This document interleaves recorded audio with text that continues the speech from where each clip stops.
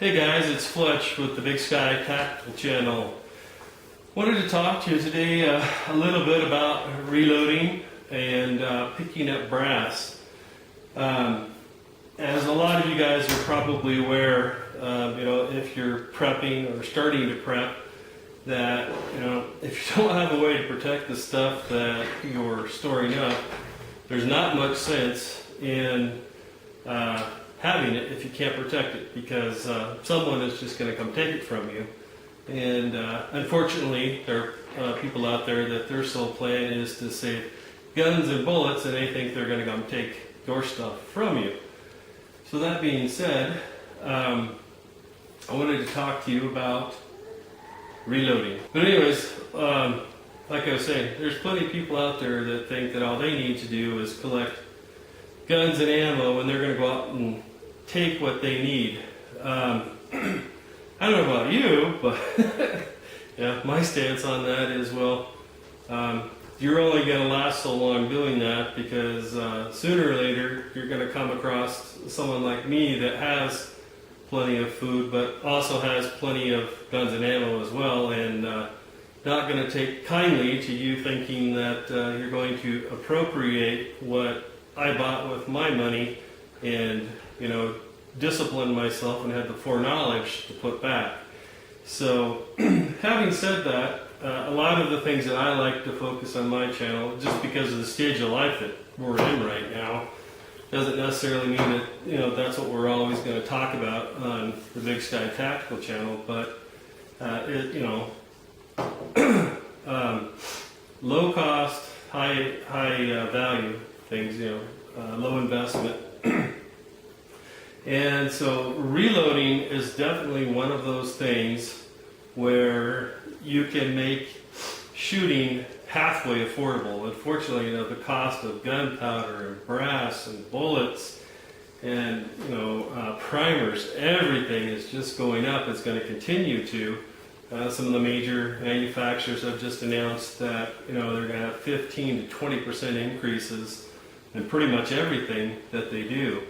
And so, having quote unquote seen the light on that, so to speak, I hope some of you will, pause, so to speak, and think about, what are you going to do? Well, even if you have, let's say, 1,000 rounds of something, what happens once those 1,000 rounds are gone?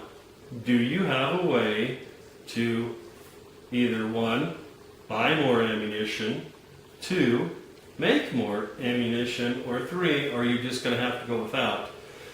And I don't know about you guys, but for me, number three is not an option. And so I just wanted, like I said, I'm going to do a little bit about showing you guys some of the basics about reloading, but due to the risk and legalities and whatnot, we're not going to talk about the fleas out of gnat's ass, so to speak. We're just going to talk about things in a more general sense, the basics of how it's done and what the value of it is to you.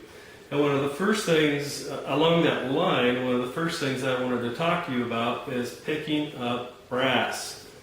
Brass is a major part of, with reloading you basically have four main components. You need a bullet, you need a shell casing, you need gunpowder, and you need a primer. Those four things. And if you can, cut your cost out on one of those four things, it's going to make reloading that much less expensive, so to speak.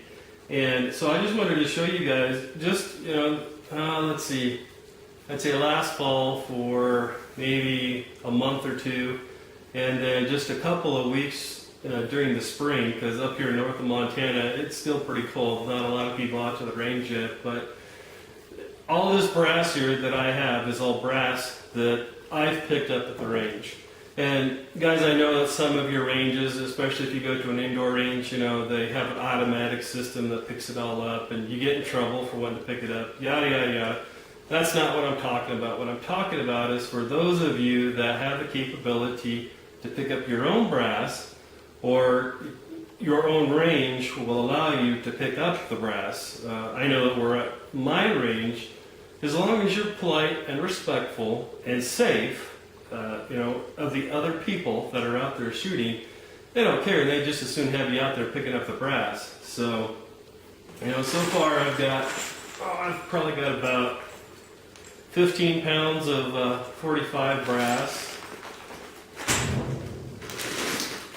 and about the same in 9mm. 40 Smith & Wesson, and 223. And I don't currently own a 223, but I have a die set for it. So, if I ever needed to, I could use these or barter them for something else. And same thing with the 40 Smith & Wesson. I don't currently own a 40 Smith & Wesson, but, I could get a die set for it pretty inexpensively, and I could make 40 Smith & Wesson bullets if I wanted to. And a little bit of 380 auto. But again, reloading is just a great way to keep the cost of shooting down, because other than doing dry fire practice with snap caps, if you don't know, a snap cap is a dummy round so that when you pull the trigger, it doesn't harm your weapon or the firing pin or whatever. And guys, I know there's two sides to that story. People are always going to tell you, don't ever dry fire a weapon, and people tell you, yes, it's fine, don't worry about it. So the way I like to look at it, just use a snap cap and, train in front of the mirror, things like that. That actually works. There's a proven science there. A guy that very highly acclaimed shooter was out of actually being able to shoot, and that's all he did was visualization and dry fire practice. And when he came back to shooting, he didn't miss a beat. And so that definitely works. But other than that, the only other way that you're ever going to raise your skill as a marksman, be it with a rifle or a pistol, is practice, is going to the range and shooting. And, putting trigger time, as they call it, in. To a certain degree, trigger time doesn't matter whether it's a 22 long rifle or 223. Trigger time is trigger time. And so in that light, if you're going to be going to the range, which you need to if you ever expect to be a decent marksman, be able to hit your target, it's not going to matter whether you have a 357 Magnum, a 44 Magnum, or something like a 380 or 9mm. If you can't put rounds on target, it doesn't matter. And the only way you're going to get better is by going to the range or in a safe place and shooting and get some trigger time. And reloading and picking up your brass and other people's brass is a great way to keep your costs down. Like I said, it's a four-part. You've got shell casing, gunpowder, bullet, and primer. And primers can't be reused, so immediately you have to take that one out. And out of the other three, gunpowder can't be reused either, so once that's gone, it's gone. So the two reusable parts of that, possibly reusable, is either shell casings or lead. And later, I might talk to you guys actually about doing that. You can use a sifter and actually go in the backdrop in your range and get the lead and melt it and cast your own bullets. And so that can be a great cost savings as well. Well guys, I think that's all I wanted to cover today.